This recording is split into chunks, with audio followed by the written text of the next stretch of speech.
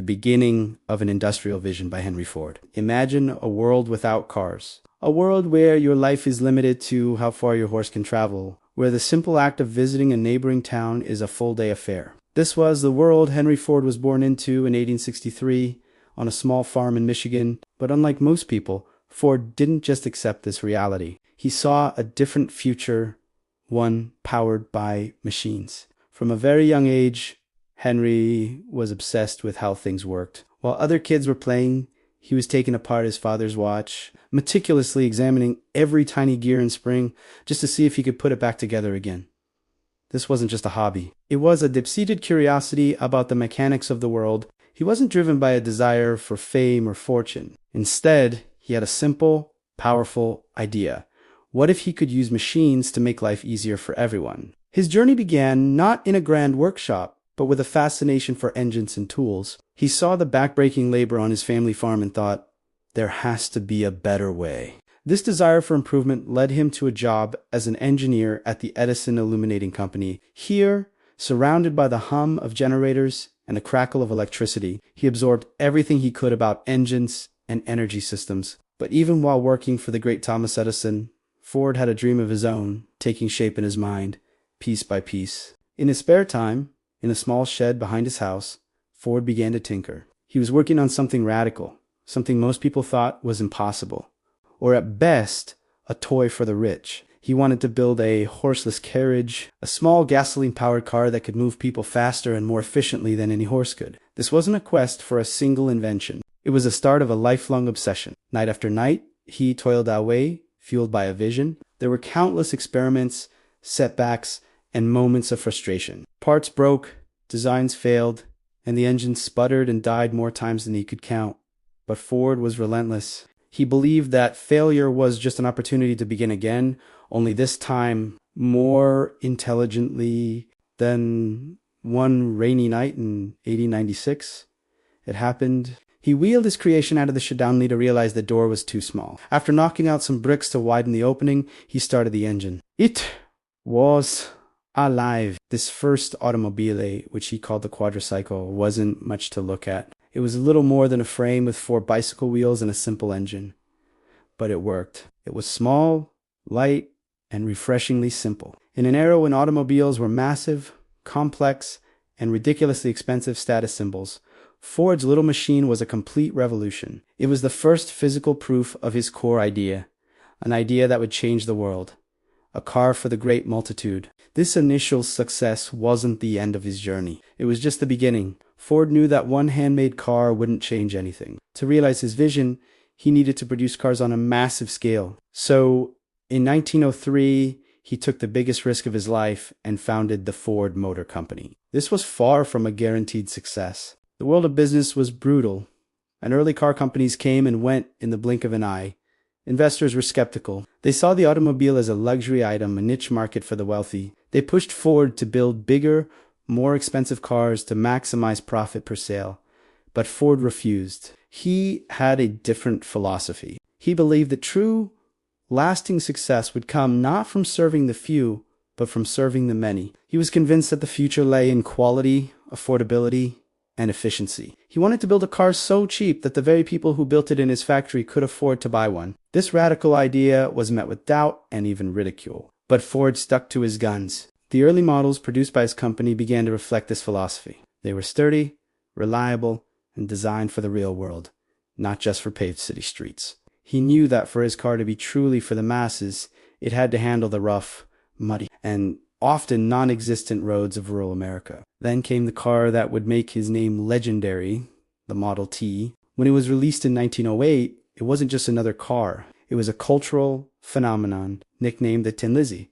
The Model T was the embodiment of Ford's dream. It was strong enough to navigate a farmer's field, simple enough for the average person to repair with basic tools, and, most importantly, it was cheap. For the first time in history, personal mobility was within reach of the working class. The Model T became a symbol of freedom, independence, and progress. It allowed families to visit relatives in other states, farmers to get their goods to market faster, and doctors to reach patients in remote areas. It shrank the vast distances of the American landscape, connecting communities and creating a new culture of mobility.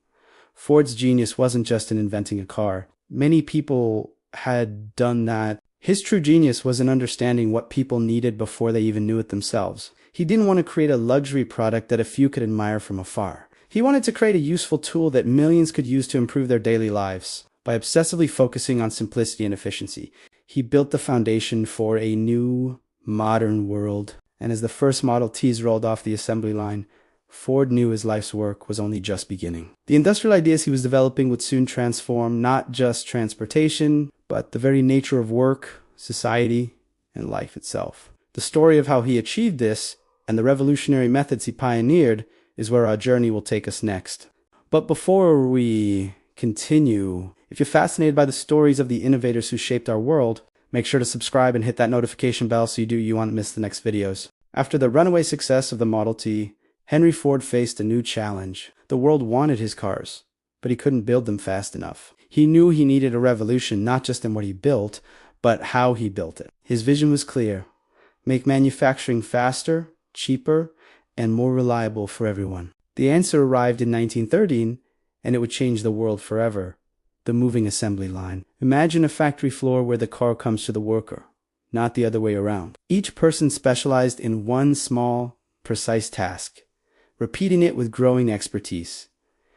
This wasn't just a small improvement, it was a quantum leap. Production time for a single Model T plummeted from over 12 hours down to a mind-boggling 90 minutes. The efficiency was staggering. Cars were rolling off the line at a rate nobody had ever seen before, making them more affordable and accessible to the average family. Ford had cracked the code to mass production, laying the groundwork for the modern industrial world. But Henry Ford's revolution didn't stop at the factory door. He understood that a company is nothing without its people. In 1914, he made an announcement that sent shockwaves through the entire industrial landscape. He introduced the $5 a day wage. At the time, this was double the average pay for a factory worker. His competitors thought he was insane. Business leaders predicted his ruin. Why would anyone pay so much? Ford's logic was simple, yet profound. He wasn't just being generous. He was being strategic. This higher wage, combined with a shorter 8-hour workday, wasn't just a cost. It was an investment. Worker turnover, which had been a massive problem, dropped dramatically. Loyalty soared. The best mechanics and laborers flocked to work for him. And most importantly, his own workers could now afford to buy the very cars they were building. He wasn't just creating a product. He was creating a market. He was building a middle class, turning his employees into his customers and proving that treating people well is good for business. Ford's philosophy went far beyond just making money. He firmly believed that business had a higher purpose: to serve society. In his writings, he explained that true progress isn't just about profits. It's about producing more with less waste, constantly finding smarter ways to use resources, and ultimately improving human life. For him, the purpose of industry was service and efficiency. He saw profit as a natural byproduct of doing things right, not the sole reason for existence. He envisioned a world where technology and smart management would free people from needless toil and create a better standard of living for all. This wasn't just some vague ideal. It was the driving force behind every decision he made. He saw his factories not as money-making machines, but as instruments for social good, creating jobs, building communities, and making life better for millions. One of the most powerful lessons from Henry Ford's life is his warning against complacency. He famously said that success should never be a reason to stop innovating. In fact, it should be the opposite. Every problem solved, every goal achieved, should inspire new questions and new improvements. He was a relentless observer, constantly walking his factory floors, talking to his workers, and looking for inefficiencies. He believed that the moment you think you have it all figured out is the moment you start to fall behind. This spirit of constant evolution was embedded in the culture of his company. His leadership showed that true, lasting success comes from persistence and a sharp eye for what can be done better. It's a timeless lesson for any entrepreneur, artist, or creator.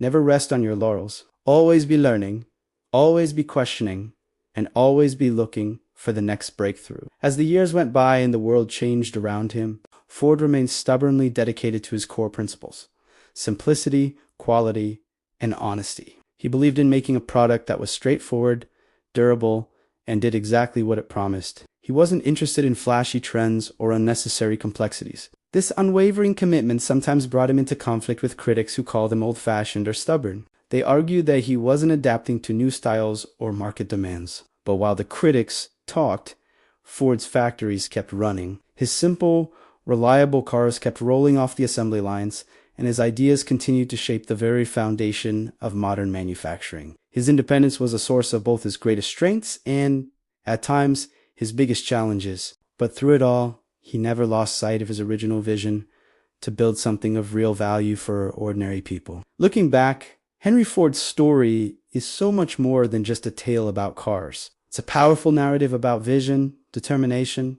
and the unwavering belief that progress should be for everyone. He wasn't just an inventor or a businessman, he was a social innovator who fundamentally changed how we live and work. His legacy isn't just in the vehicles that bear his name, but in every factory that uses an assembly line, every company that understands the value of its employees, and every innovator who dares to dream of a better way. His life proves that true. Lasting success is born when bold innovation meets a genuine purpose to serve humanity. It's a story that continues to inspire us to think bigger, work smarter, and build a future that is better for us all. Thanks for watching. If you enjoyed this journey into the mind of a legend, don't forget to like, subscribe, and hit that notification bell for more stories of the people who shaped our world. See you next time.